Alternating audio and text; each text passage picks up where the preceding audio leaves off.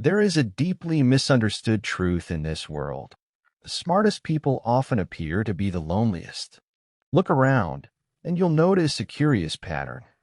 The person with the most original ideas is often sitting quietly in the corner. The person producing exceptional work may not be the one attending every gathering. The individual making the biggest breakthroughs often spends long stretches of time alone. Society tends to interpret this behavior incorrectly. We assume solitude must mean sadness. We assume quietness means social awkwardness.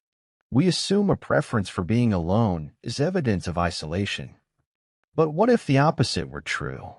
What if solitude is not a sign of deficiency, but a form of cognitive strategy? What if some people aren't avoiding the world at all, but engaging with it in a completely different way? What looks like cold isolation or social awkwardness from the outside is actually a highly intentional, meticulously calculated strategy for cognitive preservation, intellectual depth, and psychological sovereignty. When a person decides to withdraw from the frantic rush of collective life, they are not failing to adapt. Rather, they are choosing to adapt to a much higher frequency of thought. Today, you'll discover why highly intelligent individuals often prefer solitude, why being alone can become a powerful cognitive advantage, and how understanding this hidden psychological pattern can completely change the way you think about productivity, creativity, relationships, and personal growth. Point 1. Brain bandwidth and the hidden cost of socializing. Harvard University's 75-year study on adult development revealed that high cognitive individuals spend 47% more time alone than the average person. And this solitude is precisely their secret weapon for maintaining intellectual superiority. This seemingly antisocial behavioral pattern is actually one of the most sophisticated cognitive optimization strategies in human evolutionary history. To truly understand why intelligent people prefer to be alone, we must first decode how the human brain processes information. Our brain is essentially a processor with limited cognitive resources, a foundational finding rooted in Nobel laureate Daniel Kahneman's prospect theory. Each person has only so much cognitive resource each day, like a smartphone battery. It depletes with use. High cognitive individuals understand this better than anyone. Their brains are like high-performance computers running complex programs that require plenty of RAM. Their minds are constantly analyzing, connecting ideas, spotting patterns, evaluating possibilities, and constructing mental models. Even when they appear relaxed, their thoughts are often operating several layers beneath the surface. Excessive social interaction, especially meaningless small talk and surface-level banter, is like opening 50 browser tabs simultaneously, each one consuming precious cognitive resources and slowing down the main engine. It's not that intelligent people dislike socializing inherently. It's that they are acutely aware of calculating the ROI return on investment of social interactions. Every conversation requires interpretation. Every social situation involves reading facial expressions, understanding intentions, evaluating responses, remembering details, and managing impressions. Most people don't consciously notice this workload, but highly analytical minds often process these layers automatically. Every social encounter is a heavy cognitive investment, and they are only willing to invest their time and mental capital in relationships that bring genuine value, insight, or emotional resonance. When the brain is burdened by superficial interactions, it loses its cognitive bandwidth required for higher-order synthesis and processing. They realize meaningless socialization is mentally expensive, and they'd rather spend it to create something meaningful. Think about driving a Formula One car in downtown traffic. Stop signs, speed bumps, pedestrians, constant start and stops. It does not just underperform. It suffers. The downtown environmental is fundamentally mismatched to what the machine was designed to do. The high cognitive brain is the Formula One car. It is designed for complex reasoning, deep focus, and abstract thinking. Small talk, repetitive conversations, and superficial interactions may feel like forcing a high-performance engine to idle endlessly in traffic. This is why many intelligent people don't ask, "How many people can I meet today?" Instead, they unconsciously ask, is this interaction worth the cognitive investment? They evaluate social situations much like investors evaluate opportunities, often without meaning to. Point 2. From an evolutionary perspective, preferring solitude is actually an upgrade. From an evolutionary perspective, the preference for solitude among highly intelligent individuals is actually a superpower. British psychologist Satoshi Kanazawa proposed the Savannah IQ interaction theory, which explains why high intelligence can seem maladaptive in modern society. In primitive societies, humans primarily face survival problems, finding food, avoiding danger, reproducing. The solutions to these problems were relatively straightforward and relied heavily on immediate tribal cohesion and matching the rhythm of the collective group.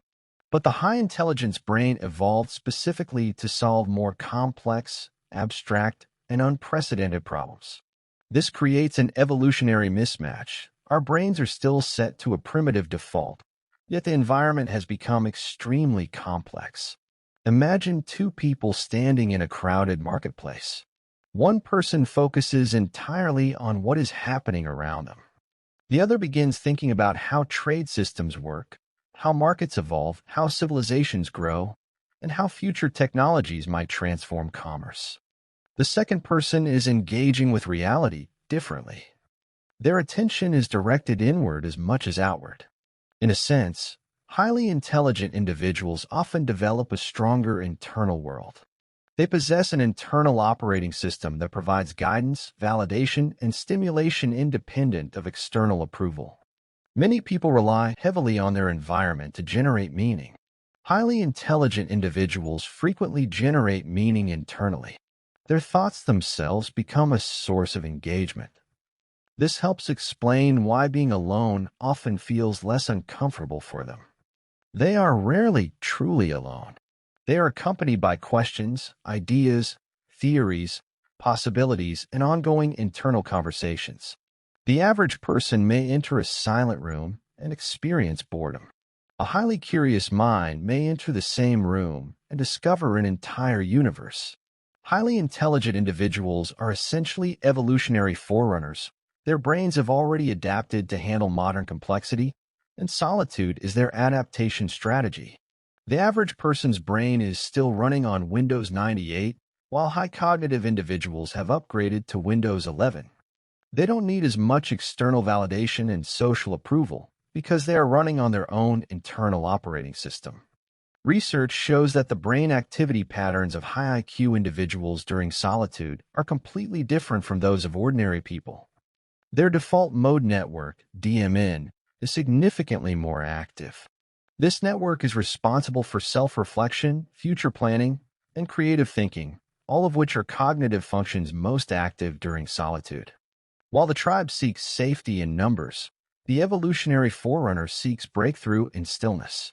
They isolate themselves not out of fear, but because their internal world requires a massive workspace that the external world simply cannot accommodate. Point 3. Solitude is not passive. It is a cognitive dividend. For high cognitive individuals, solitude is not a punishment but a massive reward. A study from the University of Chicago found that high IQ people experience 32% higher subjective well-being when alone than when socializing. It's like giving the brain a VIP lounge. In solitude, they can engage in deep thinking, build complex mental models, and solve deep problems that require prolonged, unbroken focus. But solitude does not mean doing nothing or slipping into passive relaxation. The solitude of high cognitive individuals is highly structured cognitive activity. They do not experience the quiet as a terrifying space. They experience it as a productive place where they are free to build. Instead of reacting, the mind begins creating. Instead of consuming information, it starts organizing them.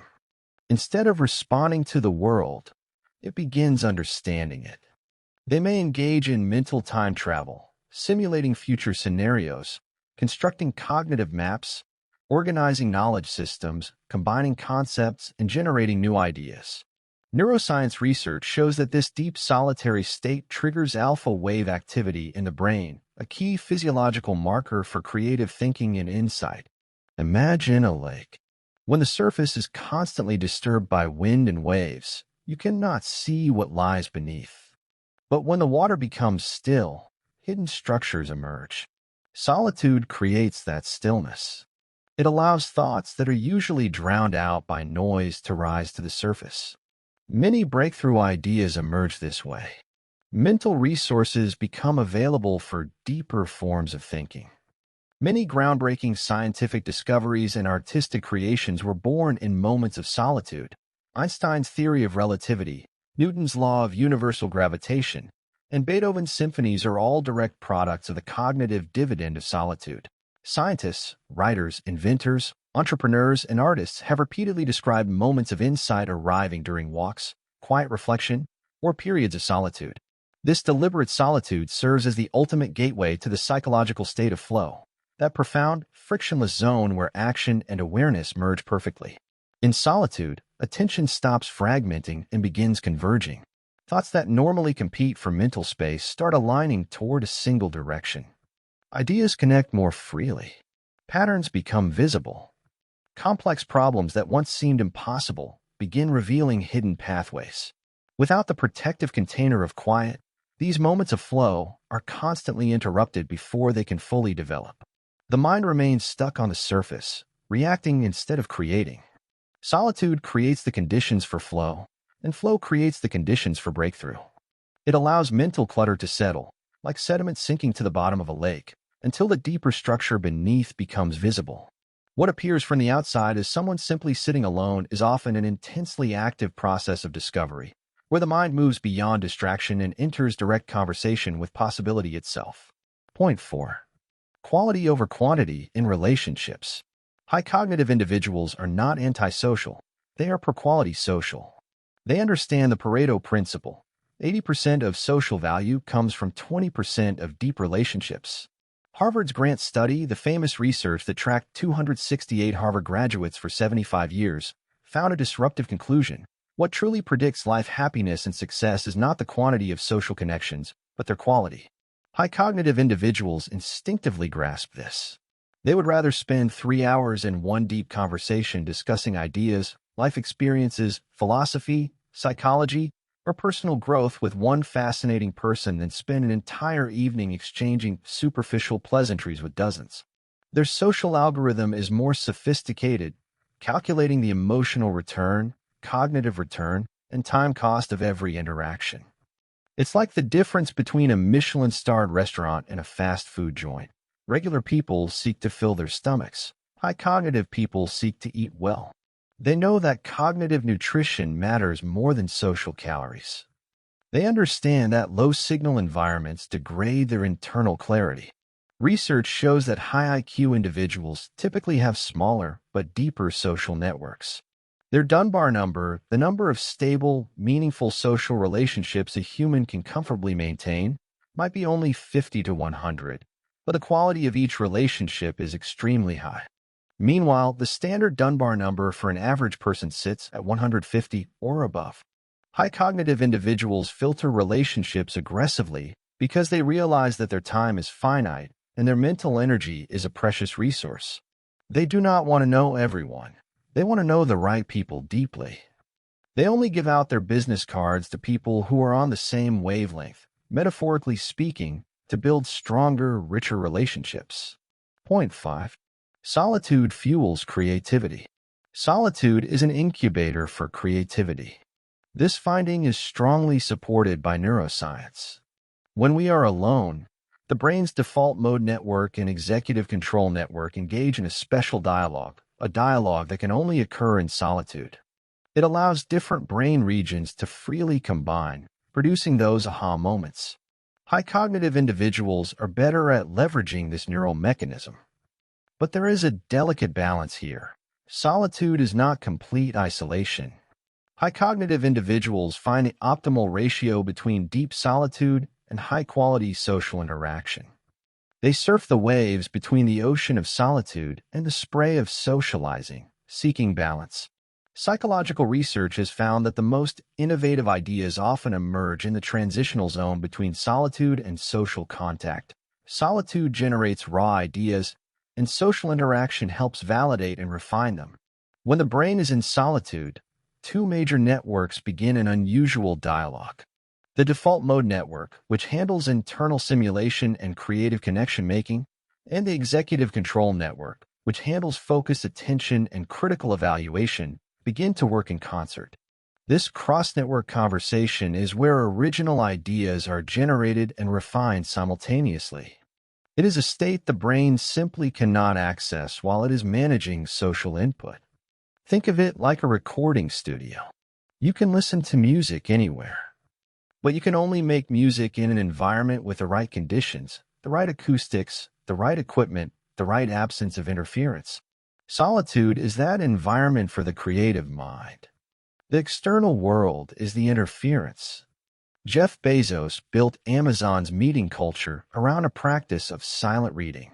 Every meeting begins with everyone reading the document independently, in silence, before a single word is spoken. He was explicit about his reasoning. Group brainstorming produces the weakest thinking because social dynamics contaminate the process. People build on whoever spoke first. They moderate their ideas based on the room's reaction. They converge prematurely.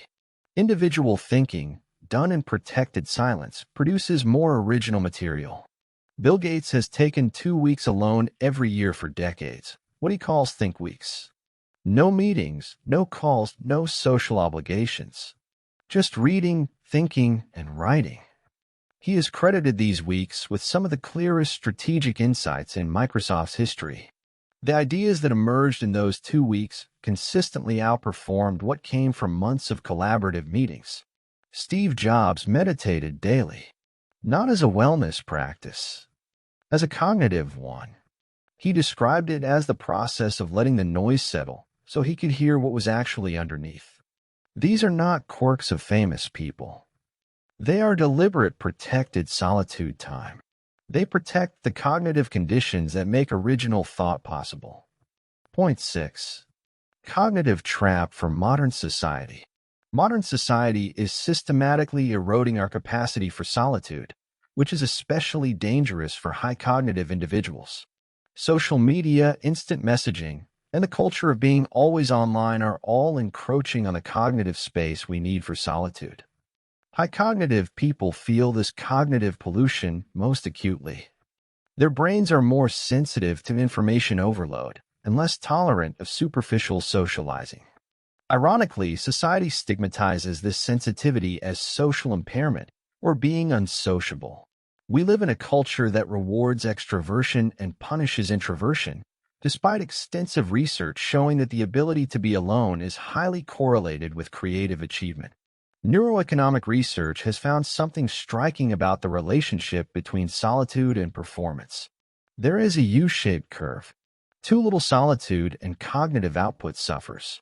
Too much solitude, and it suffers for different reasons: lack of input, lack of stimulation, loss of social context. But the optimal zone, moderate, protected, daily solitude, is consistently associated with the highest levels of creative output and, notably, the highest income levels across most professional fields. What is most concerning is that educational systems and work environments are systematically undermining our capacity for solitude. Open-plan offices, team-based collaboration culture, and social learning platforms all unintentionally penalize those who need solitude to perform at their cognitive best. Most people in modern working environments are nowhere near that optimal solitude zone of 2 to 4 hours per day. They are dramatically below it. And the performance cost is real, even if it is invisible, because everyone around them is equally depleted. Point 7. Solitude is not loneliness. We need a major cognitive revolution regarding solitude. Loneliness is an emotional state.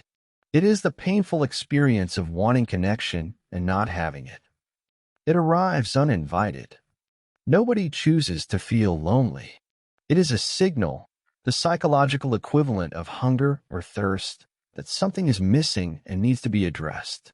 Solitude is a chosen state. It is the deliberate decision to be alone because something valuable happens there. It is not the absence of connection. It is the presence of a different kind of engagement with your own thoughts, your own work, your own inner architecture. High cognitive individuals are best at distinguishing the two. They enjoy solitude, but not necessarily loneliness. They choose solitude for cognitive benefit, not out of social fear or lack of ability. There is an important psychological distinction here. The ability to be alone and the feeling of loneliness are completely different concepts. The ability to be alone is a marker of psychological health, whereas loneliness is a signal of psychological distress.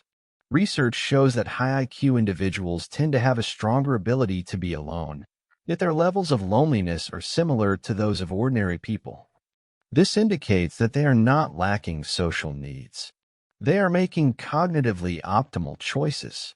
The most enlightening finding comes from positive psychology, that the ability to be alone is a marker of psychological empowerment. Those who can enjoy solitude tend to have richer inner worlds, stronger self-regulation abilities, and higher life satisfaction. They do not look to the crowd to find their anchor. Their anchor is already forged deep within. They can look at a blank wall and find an entire universe waiting for them. Point 8. The cognitive optimization strategy anyone can use. So how can ordinary people learn from the solitude strategies of high cognitive individuals? This is not about becoming a hermit, but about optimizing the allocation of cognitive resources. First, calculate your social ROI. Before every social engagement, ask yourself, does this activity bring cognitive benefit, emotional benefit, or is it pure time consumption? High cognitive individuals do this instinctively. If an interaction leaves you feeling drained and hollow, it is a bad investment. Second, protect your solitude time. Treat it like an important meeting and schedule it into your calendar. Research shows that 2-3 hours of deep solitude per day is most effective for boosting cognitive performance. Turn off notifications and let the world wait. Thirdly, upgrade the quality of your solitude. Solitude is not scrolling through your phone or watching mind-numbing television. It's engaging in deep thinking, reading, creating, or meditating. These activities truly exercise your cognitive muscles and rebuild your mental reserves. Most importantly, find your optimal solitude socialization ratio. Everyone is different. The key is to find the balance point that maximizes your cognitive performance. Neuroscience research suggests that this optimal ratio often follows a 3-to-1 rule, 3 hours of solitude for every 1 hour of high-quality social interaction. But this ratio needs to be adjusted according to individual characteristics. There is no universal formula. The objective is finding the ratio that allows you to think clearly, create effectively, and live meaningfully. The deepest lesson hidden within the behavior of highly intelligent individuals is this: they understand that attention is life. Where attention goes, life follows. And because attention is limited, it must be invested carefully. We live in an age of over-socialization, yet we underestimate the cognitive value of solitude. The behavioral patterns of high cognitive individuals are not defects but manifestations of evolutionary advantage. They choose solitude not because they fear socializing, but because they respect cognition. In this era of information explosion, true cognitive advantage lies not in how much you connect, but in how much you disconnect, not in how many people see you, but in how deeply you can see. Solitude is engagement with your deepest self, with the grandest ideas, and with the most essential truths. Those who appear the loneliest may be engaging in the most profound dialogue of all.